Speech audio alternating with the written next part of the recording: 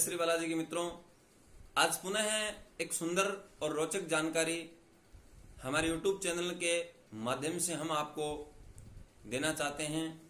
जो आपके जीवन में जब जब आपके घरों में कोई मांगलिक पूजा पाठ से संबंधित, विवाह आदि संबंधित कार्य जब जब होते हैं, उस समय विशेष ध्यान रखने की जो बात है, और विद्वान लोग पंडित जनों के भी काम की बहुत ये बात है जो हम आपको आज बताने जा रहे हैं। और इस प्रकार अन्य ज्ञानवर्धक, स्वास्थ्यवर्धक और धार्मिक जो बातें हैं उनसे संबंधित जानकारी के लिए हमारे चैनल को अगर आपने सब्सक्राइब नहीं किया है तो प्लीज सब्सक्राइब के घंटी के बेल आइकन को दबावे और अपने मित्रों को अच्छी जानकारी देने के लिए शेयर भी हमारे वीडियो को करें। तो आइए मित्रों, आज का हमारा जो विषय है, आज का हमारा प्रश्न है। आपके भी जहन में, दिमाग में अगर कोई प्रश्न चल रहा हो तो आप हमें कमेंट करें। हम प्रयास करेंगे आपके शास्त्रोक्त विधि से कोई जो प्रश्न का उत्तर देने का जरूर हम भरसक प्रयास करेंगे। तो आइए मित्रों, आज का जो हमारा विषय है, जो प्रश्न है, वो है भद्रा। भद्रा का नाम आपने सुना होगा कि भी पूजा पाठ, यज्ञ, धार्मिक कार्य जो होते हैं उनमें पंडित जी कह देते हैं कि ये भद्रा लगने वाली है, भद्रा उस समय, उसके बाद में ये भद्रा है। तो ये बातें क्यों होती है, ये भद्रा क्या है, तो इसके बारे में आज हम आपको बताते हैं। क्योंकि अगर हम इस चीज से अनजान है तो ये भद्रा क्या है, तो भद्रा की जो जानकारी होनी चाहिए, और जब किसी चीज की जानकारी हो तो उसको मानने में और किसी को समझाने में और समझने में इतना समय नहीं लगता है और समस्याएं नहीं आती है। तो आइए आज हम आपको बताते हैं भद्रा क्या है, भद्रा की उत्पत्ति कैसे हुई, और भद्रा को शुभ कार्यों में अशुभ निषेध क्यों माना है।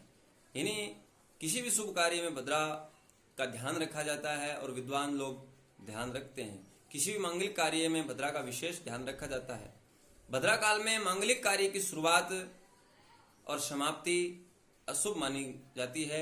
इसीलिए भद्रा काल में आस्थावान व्यक्ति शुभ कार्य की शुरुआत और शुभ कार्य की समाप्ति नहीं करते हैं। इस प्रकार जानते हैं भद्रा क्या है, इसे क्यों अशुभ माना गया है। मित्रों, पुराणों के अनुसार भद्रा भगवान सूर्य नारायण की पुत्री है और राजा शनिदेव की बहन है। तो शनि की तरह भी भद्रा का भी स्वभाव थोड़ा कड़क बताया है, और उनके स्वभाव को नियंत्रित करने के लिए भगवान ब्रह्मा ने उन्हें काल गणना यानी पंचांग के प्रमुख अंग जो विष्टिकरण है उसमें स्थान दिया है। भद्रा में शुभ कार्यों जैसे यात्रा, प्रवेश, विवाह, जितने भी मांगलिक कार्य हैं, उत्पादन आदि कार्य, वृद्धिकरण, सुख समृद्धि के जो वृद्धिकरण कार्य हैं, उनको निषेध माना गया है। लेकिन भद्रा काल में जो कौन से कार्य किए जाते हैं, वैसे तो भद्रा का शाब्दिक अर्थ कल्याण करने वाली बताया है, लेकिन इसका कार्य इसके अर्थ के विपरीत ये होता है।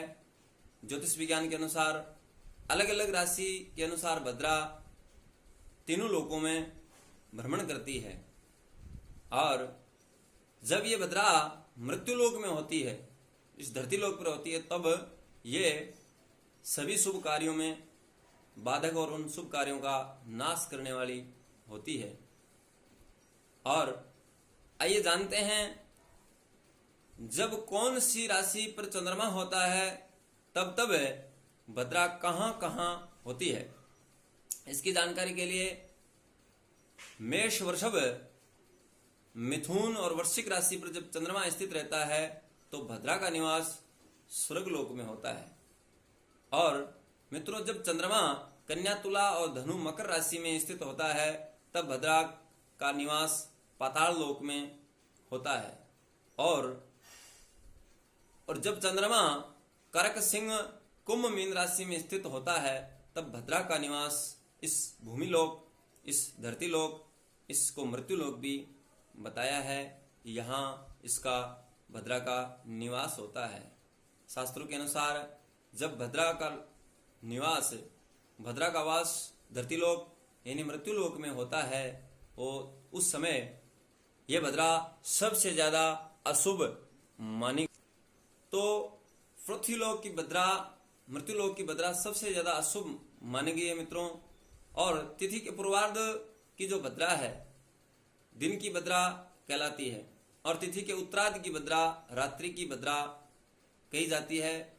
यदि दिन की भद्रा रात के समय और रात्रि की भद्रा दिन के समय आ जाए तो भद्रा शुभ मानी गई है। जो पाताल लोक और स्वर्ग लोक की भद्रा है उसमें कौन से कार्य किए जा सकते हैं?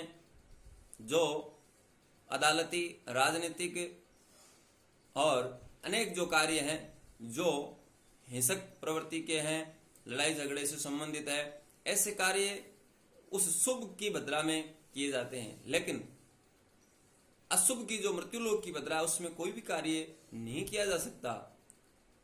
शुभ कार्यों में हर भद्रा को निषेध माना है। लेकिन भद्रा की अनेक प्रकार की स्थितियां हैं।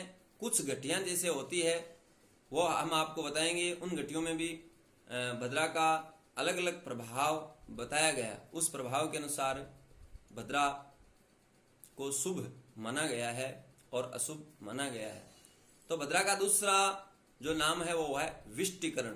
कृष्ण पक्ष की तृतीया, दशमी और शुक्ल पक्ष की चतुर्थी, एकादशी के उत्तरार्ध की जो भद्रा रहती है, और जब कृष्ण पक्ष की सप्तमी, चतुर्दशी और शुक्ल पक्ष की अष्टमी, पूर्णमासी की पूर्वार्ध की जो भद्रा रहती है, यदि भद्रा में कोई भी कार्य करना हो तो भद्रा के प्रारंभ की 5 घटी भद्रा का मुख होती है। अगर हम कोई भी कार्य करते हैं तो उसका ध्यान रखें कि भद्रा के प्रारंभ की 5 घटी है वो भद्रा का मुख बताया है। तो उसे तो किसी भी कार्य में कोई भी कार्य हो तो उसको उस समय को त्याग देना चाहिए। और उसके बाद में भद्रा की 5 घटी मुख और फिर कंठ में, अगली 5 घटी जो है वो मुख में बताया है और उसके बाद में कंठ में बताया है, तो उसे भी त्याग देना चाहिए। और 11 घटी हृदय में और 4 घटी पुच्छ में स्थित भद्रा का स्थान रहता है। तो जब भद्रा मुख में रहती है तब कार्य का नाश करती है, जब भद्रा कंठ में रहती है तो धन का नाश करती है। ध्यान से सुना मित्रों, जब भद्रा मुख में रहती है तो सभी कार्यों का नाश करती है, और जब कंठ में भद्रा निवास करती है तब धन का नाश करती है। और जब भद्रा का हृदय में वास होता है तब प्राण नाश करती है, यानी प्राणों का नाश करती है। जब भद्रा पुच्छ में होती है तब विजय प्राप्त कराती है और कार्य सिद्ध होते हैं। मित्रों, भद्रा का जो पुच्छ 4 घटी में पुच्छ का जो समय है, यानी 24 एक जो घटी होती है उसमें 24 मिनट होते हैं, और इसी प्रकार 24 के 4 स्थानों का जो समय है वो समय जो लगभग 1.5-2 घंटा का जो समय है वो समय भद्रा का जो अंतिम समय, जो पुच्छ का समय है, उसमें कोई भी कार्य अगर हम करते हैं तो उसमें हमारी सफलता अवश्य होती है। जो शुभ की भद्राएं हैं उनमें, अशुभ की भद्रा में तो आप चाहे वो पुच्छ हो, चाहे मुख हो, चाहे कंठ हो, वो सब नाशक ही होता है, नहीं वो खराब ही होती है। तो इस प्रकार ऐसा माना जाता है कि दैत्यों को मारने के लिए गदा के मुख जैसी लंबी पुच्छ और लंबे 3 पैर वाली युक्त भद्रा उत्पन्न हुई थी। पौराणिक कथा के अनुसार भद्रा भगवान सूर्य की जो पत्नी छाया है उससे ये उत्पन्न हुई कन्या है, और सूर्य भगवान की पुत्री छाया की और सूर्य भगवान की जो दोनों की पुत्री है। ये कन्या शनिदेव की बहन है। भद्रा का वर्ण काला, दांत बड़े, केस लंबे और वर्ण काला भयंकर। जन्म लेते ही भद्रा धार्मिक जो यज्ञ आदि है उनमें विघ्न बाधा पहुंचाने लगी, मांगलिक कार्य में उपद्रव करने लगी और सारे संसार को ये पीड़ा पहुंचाने लगी। उस समय दुष्ट स्वभाव को देख करके सूर्य भगवान ने इसके विवाह की चिंता होने लगी कि ये इतनी भयंकर है, इसकी विवाह इससे कौन करेगा, इसने दुष्ट स्वभाव की कन्या से कौन शादी करेगा। तो चिंता होने लगी, सोचने लगे कि इस दुष्ट कुरूपा कन्या से कौन विवाह करेगा। तो भगवान सूर्य ने एक स्वयंवर की रचना की कि इसका विवाह का कोई वर्ण करे। तो उसमें जैसे कन्या वर्ण करती है स्वयंवर में, लेकिन क्या है कि वो स्वयंवर ऐसा था जिसमें कन्या का वर्ण वरु को करना था। तो सब राजाओं को बार बार अलग अलग समय में जैसे स्वयंवर होता है तो उसमें तो राजा लोग आते हैं और वो कन्या पसंद करती है, वरमाला पहना देती है।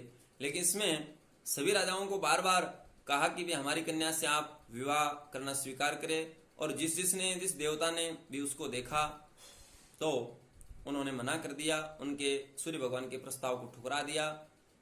तब सूर्य भगवान चिंतित हुए, भगवान ब्रह्मा जी से कहा, परामर्श मांगा ब्रह्मा जी।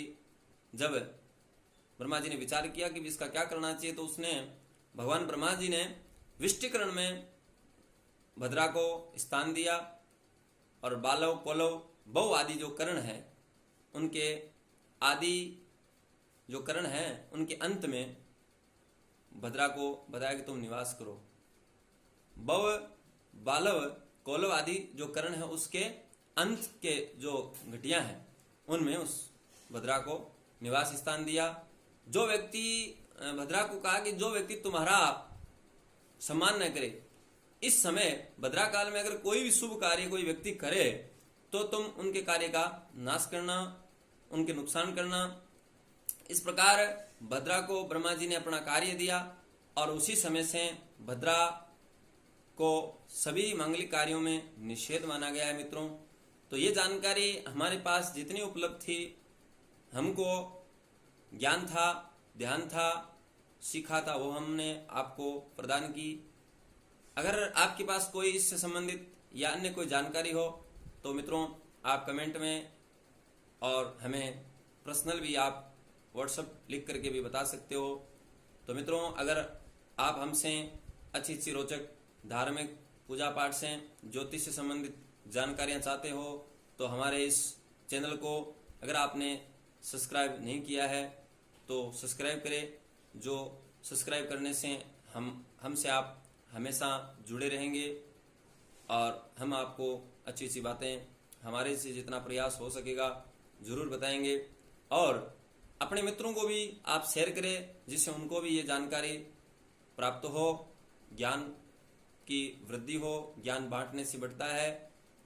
और हमारे चैनल को शेयर और लाइक करना और कमेंट करना न भूले। और हमारे इस बताए इस बातों में किसी प्रकार की कोई कमी हो तो आप हमें अवगत कराए, जिससे हम आपसे इसमें विचार विमर्श और विद्वानों से भी विचार विमर्श जरूर करेंगे। जय श्री बालाजी की, जय श्री राम। मित्रों,